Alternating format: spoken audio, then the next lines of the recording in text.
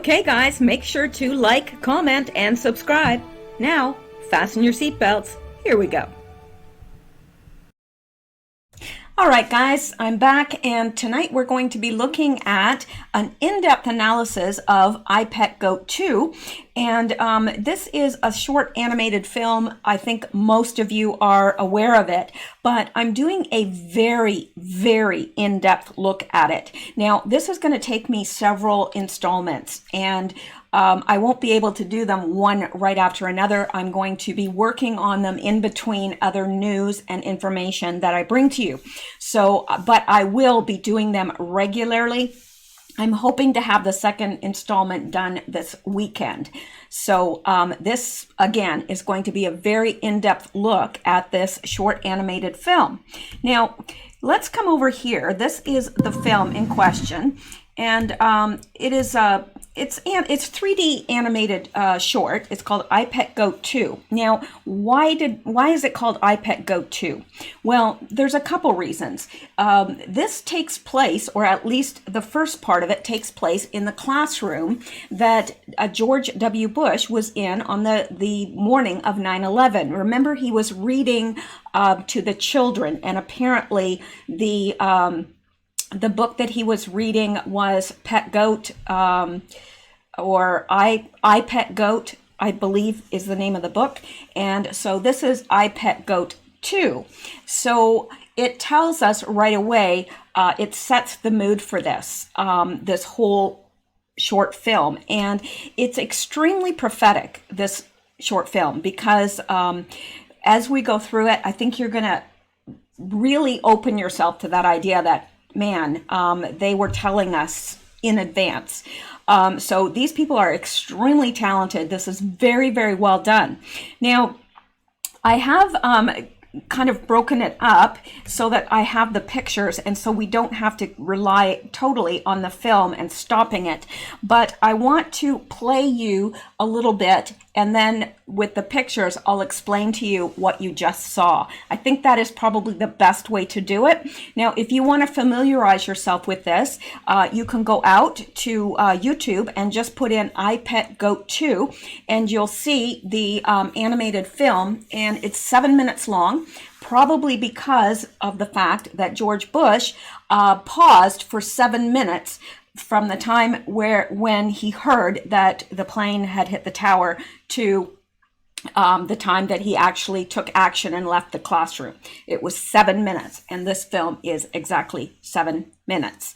All right, so that's what I would suggest. If you're not familiar with this film, I would watch it in its entirety first before you see this, but it's completely up to you. You may be completely familiar with this film. So what I'm going to do now is I'm going to come back over here, and I'm going to play this, and I'm just going to let it play for a minute. I'm going to turn the music off so I don't get a copyright strike. I don't think the music is overly important, although it does add to the short story, or the short film, absolutely. But let's go ahead here, and let me mute this, and we're going to let this play through so you can see the parts that I'm going to be covering tonight. All right.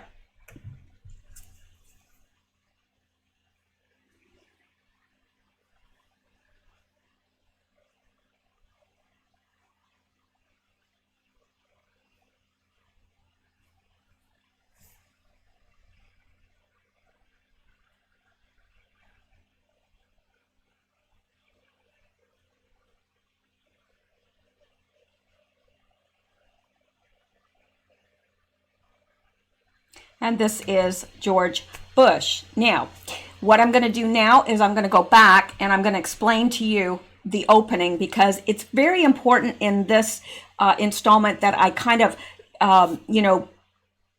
lay down the foundation. Okay, so let's go back over here, and this is where the film opens up. It opens on a scene, and there's a door opening up as if we're given a doorway into seeing this, and it's evidently a concentration camp, and it's got the barbed wires, and they're pointing inward. They want to keep people in rather than keep people out. We can see that this is the the box or pen that the goat is kept in. The goat in this film is symbolic of goats, sheep and goats. Goats have always been, they take the left-hand path. They are, Jesus referred to them as the sheep and the goats, that God will separate the sheep and the goats. And so that is what this is actually showing us, and it'll become more evident as I go along. Also notice this, there is a barking dog, woof, and the dog has its teeth bared, and it's on a leash, and there is a man that doesn't look too friendly, carrying a gun, walking a dog. And again, very symbolic of the concentration camps. So let's come down here. It says the door opens to a scene inside a prison camp. The producer of this small animated film gives us a clue that we are indeed looking at a prison camp, because we see a small pen-like enclosure with a stick figure of an armed man, a guard, with a fierce expression, leading a dog that seems to be pulling against its leash, exposing its teeth and barking. Now, aggressive dogs will do that. They'll pull against their leash, they'll be barking, and those are the kind of dogs that you would want guarding, inmates, right? So notice the barbed wire is pointing inward, showing us that they are far more concerned with people getting out than they are about people getting in. There is a large light shining across the camp, no doubt lighting the night or early evening with enough light to be able to see if any try to escape. It may be winter due to the drifts, but I suspect what is falling is not snow, but ashes, reminiscent of the Nazi concentration camps. If we consider this shot in the biblical context, the goat may symbolize those whom Jesus has rejected, having separated the sheep from the goats. This means events in the video should take place during the biblical Antichrist reign, or a little earlier, prior to his coming. Now, why do I think that this is not snow, but ashes? Because if you look at it, they are very irregularly shaped. They're shaped more like ashes. What is falling is shaped far more like ashes than it is snow. And in the background of one scene, and too bad that I didn't capture that, maybe I'm imagining this, but I thought there was a, kind of a factory in the background that could be responsible for that, the snow. All right, so let's come down here, and again, you see this irregularly shaped snow falling, and then now the goat has stuck its head out of the pen, and it's got a bell that we can hear ring, and also it has a 666 on its forehead, which is symbolic of the mark of the beast. And it's interesting that it's a barcode. The Bible talks about the merchandising of men, and I just think that this is very interesting, in light of that. Now, I am looking at this from a Christian's perspective, but I am considering other perspectives as well. So anyway, we will come down here. It says the next scene, we see a goat pop its head out of the hole in the pen, and we can clearly see it is being kept prisoner. He has a barcode on his head, which could be interpreted as the mark of the beast. Notice it is clearly a goat as opposed to a sheep. A barcode essentially is a way to encode information in a visual pattern that a machine can read. A barcode scanner reads this pattern of black and white that is then turned into a line of text on a computer that a computer can understand. The goat also has a bell fastened around its neck, so they know where he or she is. And also if he or she is trying to escape. So the bell is kind of like a primitive cell phone GPS tracking device. They know when they hear that bell, they know where she is, this goat, and others there are probably also goats because of the size of the pens are all alike. Yeah, you'll be able to hear this bell, and they'll be able to come. The man and the dog and the gun will be able to come, and they'll be able to tell if the goat is running away and trying to escape because, again, the bell. So now this is, I've never noticed this before until this time through this. And I don't know, it could stand for something else. It could stand for nothing. But notice right here, let me try and make this a little bit bigger for you. Right here, you can notice that against the white fur, there is another shade of white, kind of an off-white, and they form letters. What are the two letters that are formed? C and V. C, V. Does this have significance, seeing as what we're facing right now with the virus? I don't know. But it's interesting that I never noticed that before until I was doing this in-depth study, and I thought, my gosh, how many times have I looked at this short film and never noticed that? But it's interesting nonetheless. All right, now it says, I want to draw your attention to the area around his nose, and the letters C and V quickly become noticeable. Yes, they do. Now, let's come down here a little bit, and the goat kind of lowers its head a little bit, and we start to see a spiral. But interestingly enough, this spiral is counterclockwise.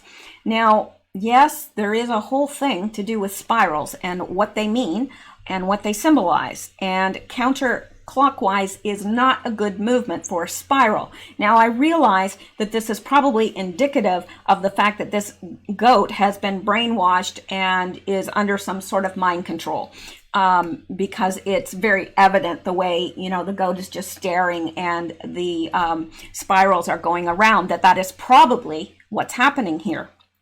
So let's come down here. A weird noise or frequency is heard, and the goat immediately lowers its head and looks like it's being mesmerized. We then see spirals turning in the goat's eyes, which symbolize MK Ultra or mind control. The goat also becomes fragmented. See, notice how when the goat is going around, it's fragmenting.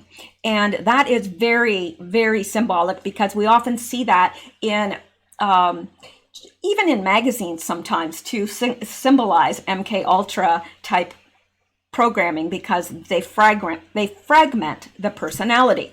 So I think that's very interesting. We then see spirals turning. Okay, we just looked at that. The only thing that stands out to me immediately is that the spiral is counterclockwise, which can symbolize a spiral down to destruction, just as movement in the clockwise direction symbolizes the opposite of growth, expansion, and enlightenment. This was true of Hitler's swastika as well. The ancient symbols are almost always turning clockwise. Hitler's was counterclockwise. So this is the same sort of vibe. We are getting this whole vibe of, Hitler, the Nazis, concentration camp. We see that people or goats are being destroyed in this concentration camp, because we've got the ashes that are falling down. And we also have this goat that's being mesmerized, but it's not for any good purpose. But the counterclockwise spiral, the same as Hitler's symbol of the swastika, which was a counterclockwise symbol, it means a downward spiral. It's destruction and not growth or expansion in any way. It's negative. This is negative. Okay. So now these blocks come to form IPEC goat 2, and the goat lifts up its head, and I can't remember what sound a goat makes. It's not a bray. It's I don't know. Anyway, it makes a goat sound. All right, so here again, we've got the fragment and the spirals. As this is falling, the goat's fragmented, and then we see this fall into place, I pet goat 2. All right, so is there anything at all to discern in the name itself? Well, yes, there is. Let's look. Let's see how many blocks there are.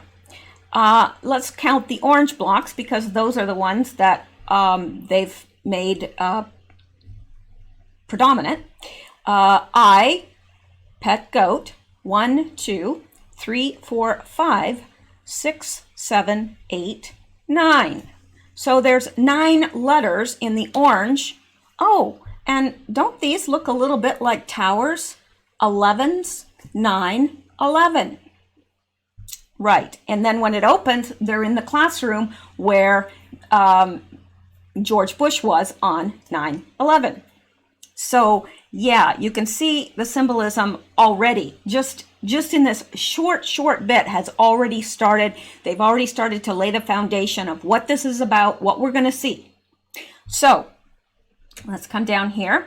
The goat continues to be mesmerized and his eyes half closed as if he is tired or deeply relaxed. We then see blocks from the letters of the title, I Pet Goat 2, and the goat begins to bleat. Yes, I guess it is bleating that a goat does. There are 9 orange blocks, and the 2 forms the 11, 9/11. President George Bush was reading, Bush Jr. rather, was reading a story entitled I Pet Goat to the class of school kids he was visiting on 9/11. So now I actually kind of wrote this stuff out so I wouldn't forget anything because I'm notorious for that. So there you go. And down here, yeah, you can see this forms the orange blocks 9, and here's 11, 9/11. All right, now we're going to come down here, and again we see the title, and now we see a couple of reptilian-like hands that are holding the bars, the crossbars of a marionette. Now notice that this is not human hands, not human hands at all. It is demonic or reptilian. Now, yeah, not that I think that there are reptiles running around, but I do believe that there are demonic entities. And you'll notice, this person doesn't have fingernails, they have claws, and the skin is scaly and green. So that's another. And notice how they have a seal here, but the seal, there's also blood. So there's the seal, like a signet, and blood. So let's come down here. The next scene is a pair of reptilian type hands with long claws. They're not fingernails. He is clearly controlling and manipulating a marionette. A marionette, also called string puppet, is any of several types of puppet figures manipulated from above by strings or threads attached to a control.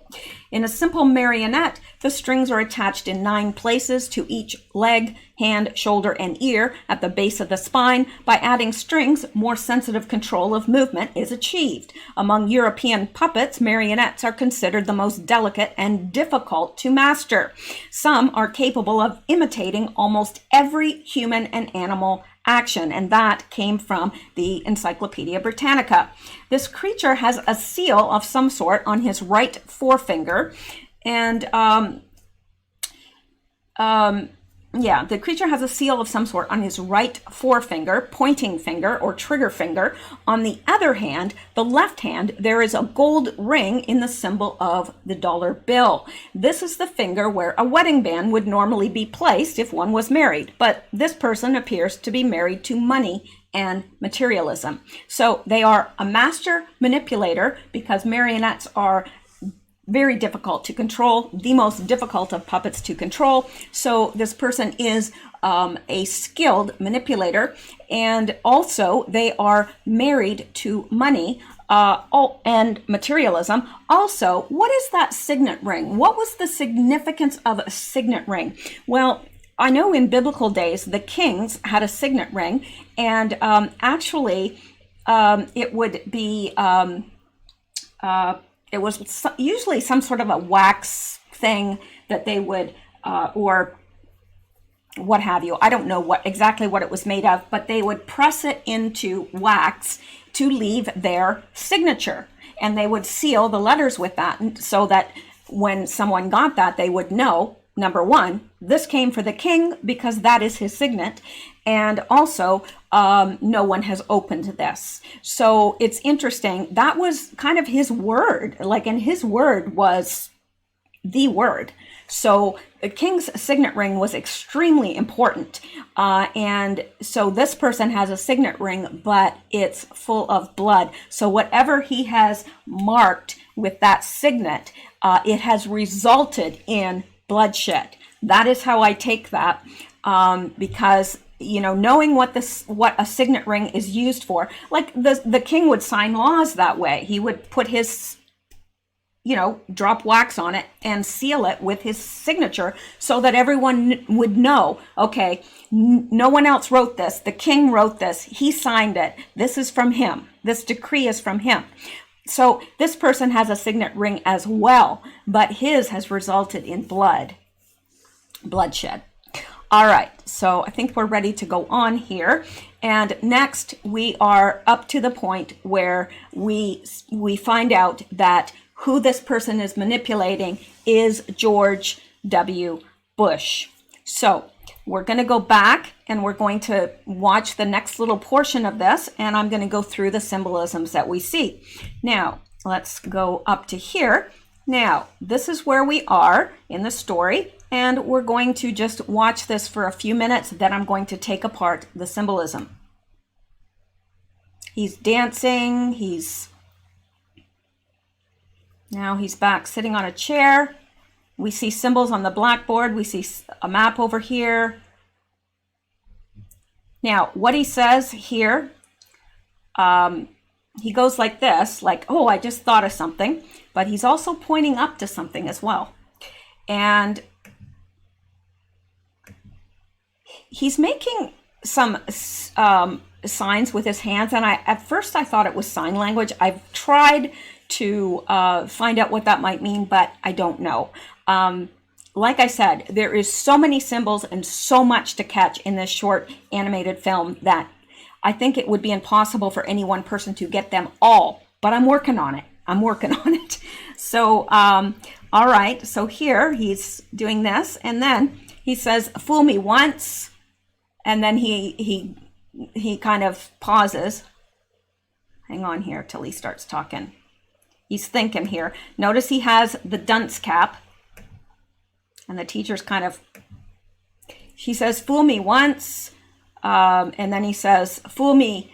And then he pauses. Fool me. And then he pauses. And then he'll say, can't get fooled again. And that's where he's doing that. Can't get fooled again.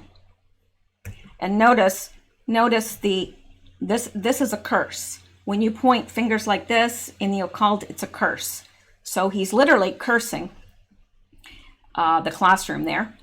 And then we see the horns again. Now,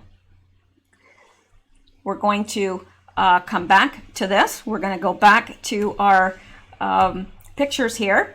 So here we are here, and this is what Bush is doing. It starts with him in the dark, and he's just there motionless, and then all of a sudden the puppet master brings him to life. But he's got a dunce cap. Now, I notice most people that have tried to understand the significance of the dunce cap miss it. It stands for dunce. There were actual dunce caps. If you look at, I think it's the Rascals, there's a scene in one of the Rascals shows one of them in the corner with a dunce cap, and basically it was a timeout, because this person was either acting foolishly or was foolish. So that's what the dunce cap was for, and it does have a great deal of significance because George Bush really that was his role to play, that of the dunce. His little Bushisms, they were cute and humorous, but they really kind of were meant to show that he was not the smartest, not the sharpest tool. All right, now we see the controller is controlling George W. Bush. Notice the black and white checkered Masonic floor. That stands for duality, the black and white duality. And that is something that I could do a whole other show about. But he is also wearing a dunce cap. Notice that the strings controlling him are now invisible. So even though he's being controlled by these strings, it's not visible to those that are watching him that he's being controlled. It looks like he's moving about on his own, but he's not. All right, yes, the strings controlling him are invisible, at least to us. Next, we see a spotlight in the form of a pentagram fall on him, and he snaps awake and starts to dance. Now we can clearly see that he is in a classroom reminiscent of the one he was in on 9/11. In fact, even the teacher then was an African-American woman. And again, we see, this is definitely meant to represent the classroom he was in on 9/11. There's no question. So the teacher is looking on. We see the pentagram-shaped spotlight on the Masonic floor. He continued sitting in the classroom and reading the book for 7 minutes, which equals the animated film duration, right at the time when the World Trade Center towers were attacked. So it's very interesting. There's a lot of symbolism here, a lot. Now, here he's dancing his little, what he's meaning. It looks like he's trying to mesmerize the audience, not us. We're going to see who his audience is in a minute. But this is kind of like he's trying to mesmerize them and do his little, he's tap dancing. You can hear his shoes clicking on the linoleum. And, he's definitely trying to do a song and dance, and although he's not doing a song, but he's trying to do a dance there, and it kind of looks like he's trying to mesmerize them or cast a spell over them. And we come down here, and he's still dancing, and then he does the finish like a show person would. And we have this, then he sits down and he turns around. Now, I also want to show you, okay, this is where they find him. Now, when he finishes that little song and dance, he puts his hands up for a second at the 28.5 second mark. He's putting up the sign of the triangle with his hands. And it says, notice as he sits on the chair, he makes the triangle symbol with his hands.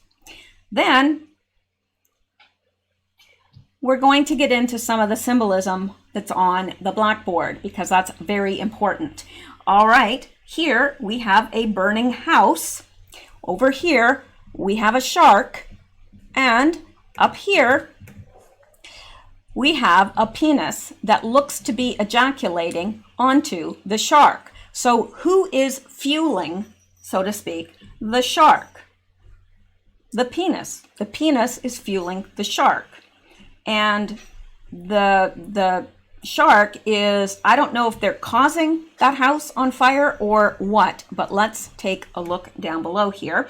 The blackboard contains very important symbolism. Here we see a house on fire, which I believe, after reviewing the entire video contents, represents America. Think of what a house on fire represents in the natural. And really, what does a house on fire represent in the natural? And that's probably, it translates. I mean, you're not going to have the house on fire represents a kind of tea in China. No, I mean, you got to use some sense here.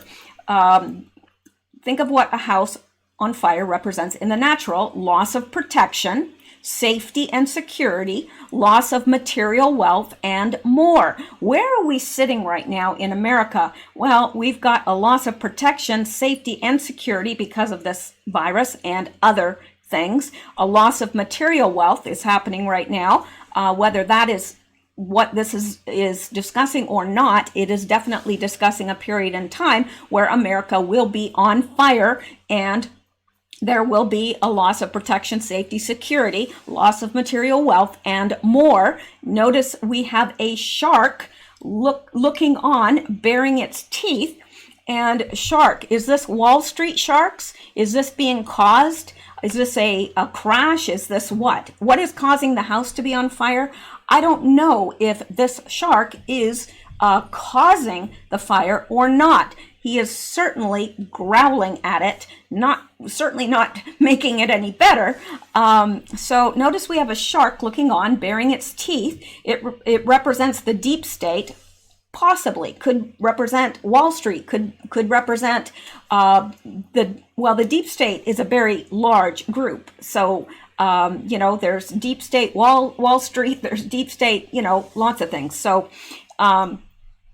so it represents a deep state, and it is being fueled by semen that is being ejaculated from the penis. This symbol connects later in the film. It represents patriarchy, or the old guard. So the old guard, the patriarchy, the old guard was fueling this with masculinity, semen, because semen carries seed, and that's what's fueling this shark. Now, how the shark is relating to the house on fire, I'm still not sure, but it's interesting to say the least, because this shark is out of water. Why isn't the shark being, shown in water where a shark would normally be? No, the shark is out of water, out of its comfort zone, out of its protection, safety, security, so forth. So I don't know, but it's being fueled by a penis, by an ejaculating penis. As weird as that may sound. All right, the blackboard contains very important, I already went through that. So next we've got more symbolism, and this is very, very important, because look what we have to the left of the bulletin board. We have the owl, and the owl is overlooking all of this. Now, what are these pins? Well, these are all the false flags. These are, that is Oklahoma City, the bombing in Oklahoma City. This is Katrina right here. This is Deepwater Horizon. And this is 9/11. And who is overseeing it? There, the author, the writer, whatever, of this short film is letting us know who is responsible for this. The same people that use the symbol of the owl. That should tell us lots. There are snowflakes also. There are 4 of them. And I'm not sure, but I think that this is symbolic of perhaps, there's the obvious, symbolism of snowflakes. And we use snowflakes to be something else. Whether that is what the author is alluding to, I'm not sure. But this is also taking place in winter. So not sure what those snowflakes actually refer to, or what they're alluding to, other than the fact it's winter. And I don't know. I in the context of this, I can't see it standing for social justice warriors, snowflakes, but one never knows. But here we've got the false flags, and we can see who clearly is responsible. So, as you can see from the map that is tacked to the wall, that it has, actually it has 4 pins. I'm not sure why I put 3 there. I must have been, I don't know. All right, these 4 pins, I don't know why I did 3 pins. These 4 pins are in the location of 4 major events. One, 9/11, New York City; Katrina, New Orleans, Louisiana; Oklahoma City bombing, and Deepwater Horizon. The film leaves no doubt about who is responsible for these 4 events rather. Let me correct this because, these 4 events, the owl is over the map. The owl is the main symbol of dark elites who gather together every year in Bohemian Grove, and is also one of the Masonic symbols. Also, The owl stands for Moloch, and Moloch was the god to which the Canaanites, the ancient Canaanites, sacrificed their children to. He actually was a statue with outstretched arms like this. They would lay the infants in the arms, and there was mechanical arms that they would use, and it would put the baby, it would put it into the statue's mouth, and below they would heat this image with wood and burn it, so that when the baby went in, she would automatically be burned alive, and you could hear the screams would be amplified through the mouth of this beast Moloch. So that is what the ancient Canaanites did, and other occult groups. But you can see that we're clearly, today under the throes of, or under the influence of Moloch today, because such a push on sacrificing our children through abortion and so forth. All right, now we're going to go on.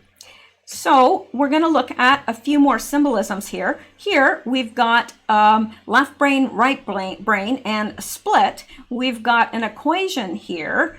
We've got a dragon, and 2, 3, 4, 5, 6, 7. I never noticed the pins in that dragon, and I wonder if that represents anything. But we've also got a picture of a heart here, and I have yet to discern what this heart is symbolic of, but I'm still working on it.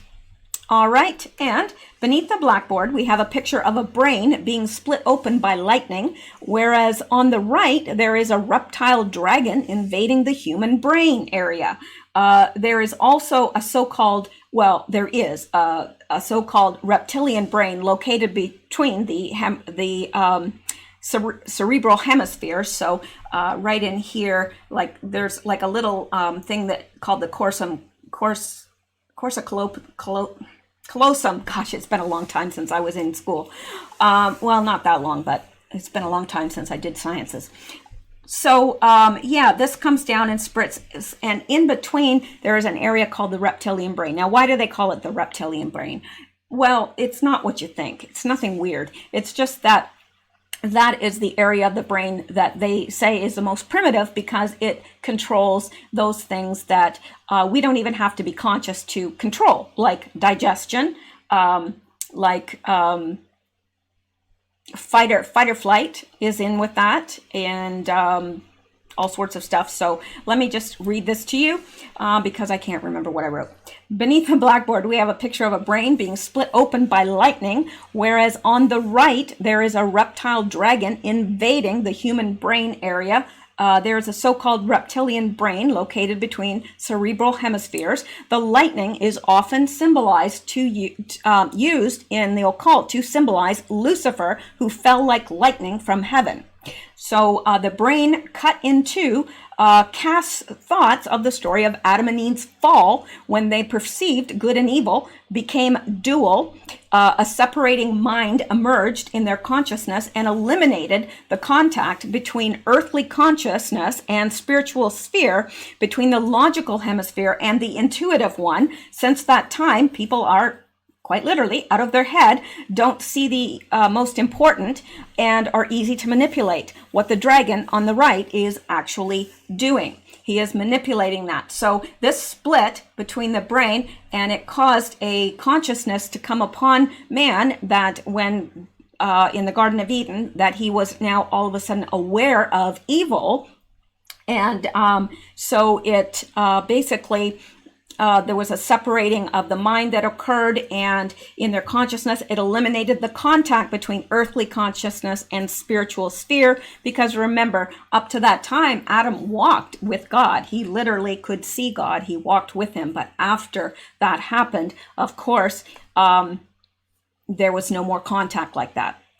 So because they were then aware of sin, they were aware of their own nakedness, So they consumed the fruit of the knowledge of good and evil, which no man or woman was to eat of that fruit, lest their eyes open and they be like one of us. Now, Lucifer twists that into, oh, we don't want them to be like us. We got to keep them stupid. So don't let them eat of that fruit. And Lucifer came along and said, oh, yeah, but he didn't want you to eat it because he knew that once you ate that, your eyes would be opened. You'd be enlightened and you'd be like one of us. So they took of that fruit, but the wages of sin is death. So when they ate of that fruit, they brought death to the world, and that is why Christ came to offer up Jesus came to earth, and he was offered up as a sacrifice that could be used so that he would pay the penalty of our sin so that we would not have to die. Now, we will die in the earthly sense, but we won't die. Our spirits will never die. So if we are believers in the Lord. So here we go. So since that and the dragon, again, symbolic of Lucifer, is manipulating, because this made it, when they partook of that forbidden fruit, they literally had their eyes open to evil, but they were much easier to manipulate. All right. The green dragon, interestingly enough, and this is a green dragon, is a secret society. It's an occult society, and it's directly controlled by demon entities. That's what they say. So I wonder if it's alluding to that. I don't know, but let's look at this. Green Dragon Society. The Order of the Green Dragon, or the Green Dragon Society, depending on your source, are a Japanese secret society dedicated to the mastery of the human body and all of the time organism, or the etheric body. Mastery allows access to great power, apparently. They also had powers of prophecy. Other sources suggest that they were able to control the elements within their bodies. I think that these may have been 5 Oriental elements rather than the 4 Western elements. Higher level initiates had to prove themselves by forcing a seed to germinate by their willpower. The Japanese order is distinguished from Western secret societies by its exacting demands, especially the price of failure. Karl Haushofer, general and professor of geopolitics infamy, Alan LaVey, was also a fanboy, was one of only 3 Westerners ever who have become members of the Green Dragon Society. Haushofer was a military attaché in Tokyo where he joined before World War I. Later, Haushofer was a Nazi and was influential in forming Nazi racial policy. Haushofer was also a member of the Vril Society, or Luminous Lodge. The Vril Society is supposedly one of the sources of the Nazi Party, with early party members overlapping with the Vril, Thule, and other secret societies. So this Green Dragon Society, it is, basically they are in agreement with demonic entities to gain the power that they have, but it's extremely exacting, this cult, and there are few that are able to attain that. All right. Yeah, and I wanted to show you, what does the reptilian part of the brain do? Now, this is not anything weird or whatever. I mean, science will tell you the same thing. The reptilian brain is the oldest of the 3 controls. Controls the body's vital functions such as heart rate, breathing, body temperature, and balance. Our reptilian brain includes the main structures found in a reptile's brain: the brainstem and the cerebellum. The limbic brain emerged in the first mammals. So, and it says brain, this is the brain we share with birds and reptiles. Think of it as the housekeeping brain, just the basics: hunger, temperature control, fight or flight, fear responses, defending territory, keeping safe, that kind of thing. Now, let's go back up here and look at this. Also, I want to point out something else, and I'm going to make this a little bit bigger so you can see it because it's important. All right, now look at it's hard to see because there's a little bit of a lighter shade of gray and then a darker shade, but it's that same keystone pattern that we've seen Q talk about and point out. So I think that is interesting in and of itself. And also we've got this equation over here. So that's what we're going to look at next. All right. And I also have a few other things to point out to you as well, which I missed. All right. Now, a force is what that actually is. That equation is Newton's third law of motion. That's what that is.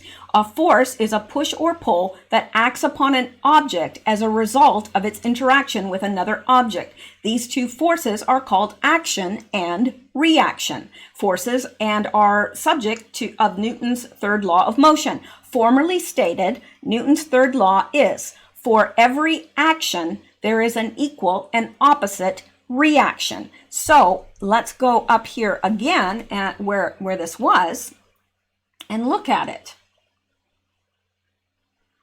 So we've got for every action, there is an equal and opposite reaction. Then we've got the split in the brain, which occurred when Lucifer fell from heaven, I guess, or at least it was caused by Lucifer. And we've got the green dragon. A dragon is also can be used to describe Lucifer, and he is manipulating. So it's interesting. But the heart over here, I'm unsure of. I really am unsure of that. And I am going to have to think on that a little bit further, and maybe it'll come to me. Most times things do, but not always. All right, so let's go on now. And we're going to look at a couple other things. Now, this is hard to see, so it's kind of in the dark part when the puppet master has the little the cross with the marionette and George Bush, and it opens, and here is the teacher, and over here are letters on the board, and it's impossible. I could see them in the if you stop the animation at a certain point, you can see it, but it's not easy to see.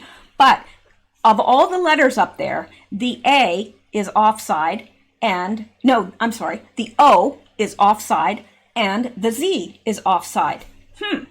Why are all the other letters straight, but O and Z are offside? Well, again, they were pointing something out. Letters O and Z in the alphabet on the right of the chalkboard are sloping and associated with the magician from the land of Oz, implying that everything you see is a mystification, or so forth. That's how I look at this. It's definitely a reference to Oz, and we know that Oz is deeply used in MK Ultra as well. So, and up here, interestingly enough, we've got fish, and then we've got the chart of evolution, right? But here's a man carrying a gun right here.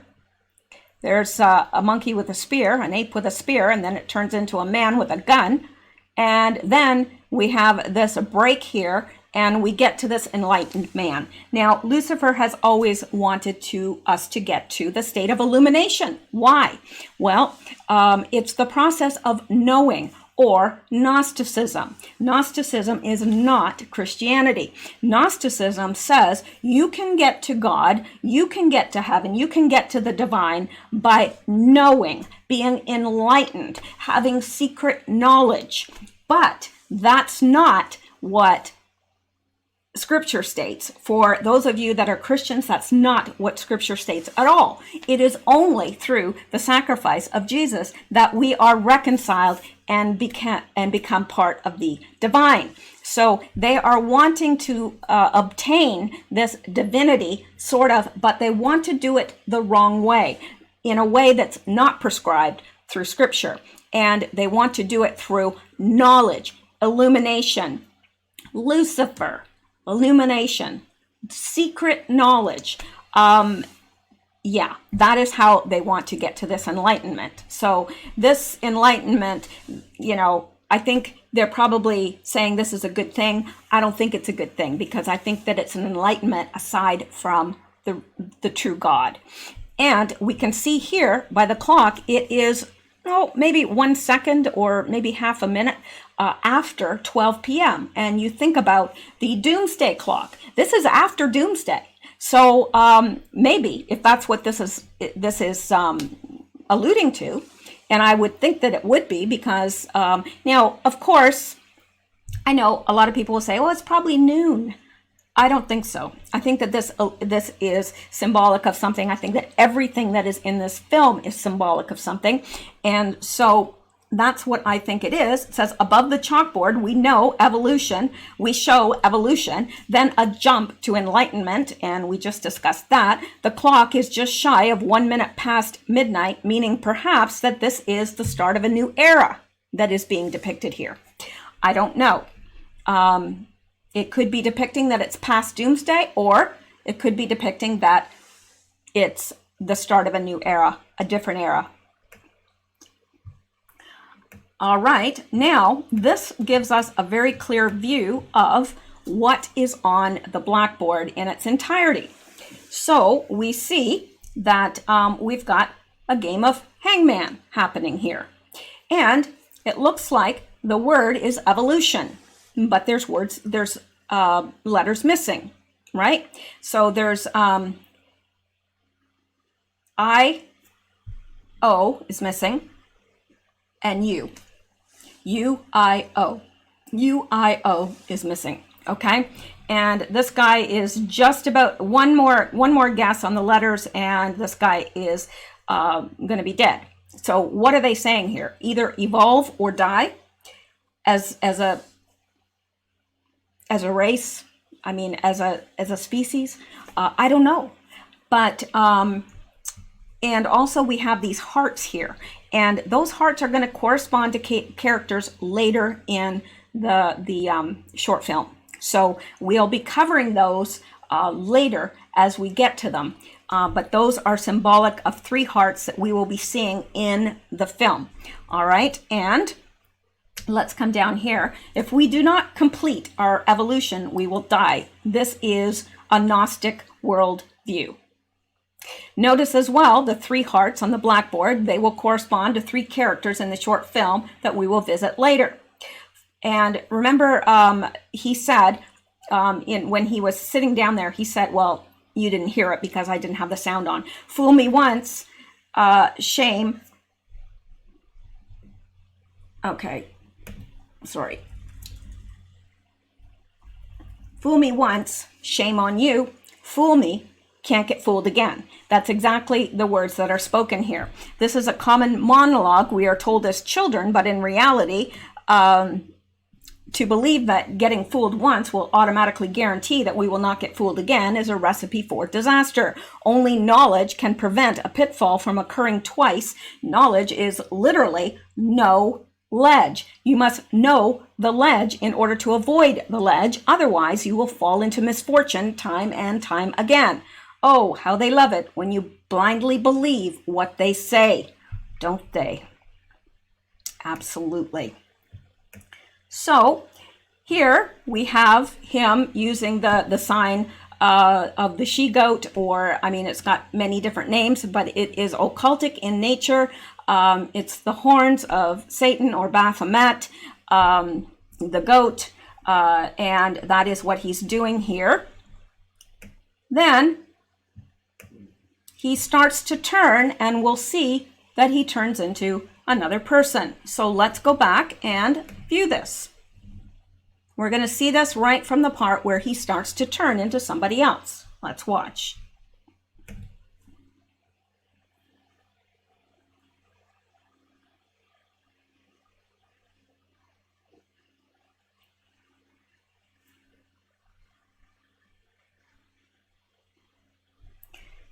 All right, and this is where we're going to stop for the evening right here, because there's been so much symbolism in such a short period of time in this film that I had to give you a good foundation to be able to carry on through the rest. And I know that this isn't very far through the film. It's only 1 minute 17 seconds through the film, and we've still got, there's 7 minutes in the film in totality. So yeah, it's going to keep me hopping to get through this, but it'll go a little bit faster in the next ones, because although they are rich in symbolism, they're not as rich in symbolism as during the first part. So let's come down here, and we're going to dismantle this, take it apart, and look at it. We've got President Bush turning into Obama. And here he just kind of pops up as Obama, and he's wearing white gloves. He's much more sophisticated, and notice that the dunce cap is gone, and in its place is a mortar and what is it called? Mortar and pestle. And it's called a mortar board because the Masons used to had a board like that they would, so that's why it's called a mortar board. And the tassel is on the left side if you have before you graduate, and then when you go up and get your diploma and you shake their hand or whatever, are congratulated, then the tassel goes over to the right. So he has graduated. He's much more charming and demure than President Bush was. He's perceived as much more intelligent and cultured.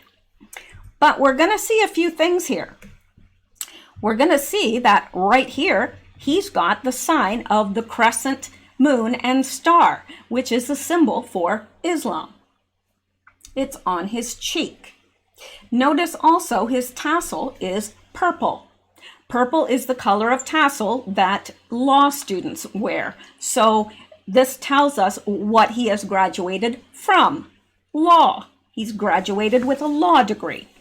And so let's go down here. It says a certain ritual is taking place. Bush rotates his head, implying elections, i.e. rotation of power, and he turns into a charming and intellectual President Obama, having a knowledge attribute on his head and wearing white gloves, the attribute of a high-ranked Mason. Also, he is governed from outside, just like the entire elite. Humanity is prepared, the first stage has passed, and now a wise and charismatic politician is needed. George Bush suddenly turns into Obama, meaning that one president turns into another with very little change. He is wearing a mortarboard, educated, rather than a dunce cap. The purple tassel is what law graduates wear. The side and the tassel tells us, I must have wrote this very, very quickly. Finding an awful lot of errors. Tassel tells us that he has graduated because the tassel is worn on the left side before you are given your degree and on the right side afterwards. Additionally, he is wearing white gloves. Now, often gloves merely symbolize the hand itself. Usually, however, they signify high status, clean hands. Well, if it symbolizes clean hands, could he be wearing them as a means of deception? He's implying he has clean hands, and we know that his hands are anything but clean. So they can represent cleanliness and purity, clean hands. They also conceal, they highlight the gestures of the hand. Gloves embody power and protection as well as nobility. So yes, and Obama came across as nobility, as regal, as educated, as cultured. He really did. And not so much George W. Bush. He kind of came across as a good old boy and, not too smart, but a good guy. That's at least what he projected. Also notice he has the symbol of Islam on his right cheek, the crescent moon and star, which is the crescent moon and star, and he winks as if to tell us that his allegiance to Islam is to be kept secret. It's like he winks knowing, you know my secret. Now you know my secret. So we see that he's very deceptive. He's got and also there's a scripture in the Bible that says to beware a man that winks. So I think it's more not in the sense that every single person that winks is wicked, but it's kind of a symbol that the wicked use, like, yeah. All right. So there we have him wink, and we can clearly see it's in the form of a mole, because I think we would really question if it was a star. So, but it's definitely a crescent here, and what could be interpreted as a star. So, and then he's smiling, he's just so charming, but we see that he is being scripted and controlled and manipulated every bit as much as George W. Bush was. It's no different, just a different face. And we come down here and he's laughing and laughing. Oh, and then we see what he's laughing about, because here we see a teleprompter, or I think that's what you call it, and it says LOL. It's telling him to laugh. So what's he doing? He's laughing and laughing. LOL, laugh. Such charming in his white gloves, deceptive, hiding the deeds of his hands, wanting to appear like he has clean hands when his hands are anything but, winking with his eye, the sign of Islam on his face. Yeah. And every bit as scripted as the last character, George W. Bush. And here we see him again. He's laughing, and because he's being told to. Not because it's rising organically from his being as something he's finding funny. Not at all. He's being scripted, so he's laughing. Everything is scripted. All right. It seems like everything is scripted for Obama. He even needs to be told when to laugh.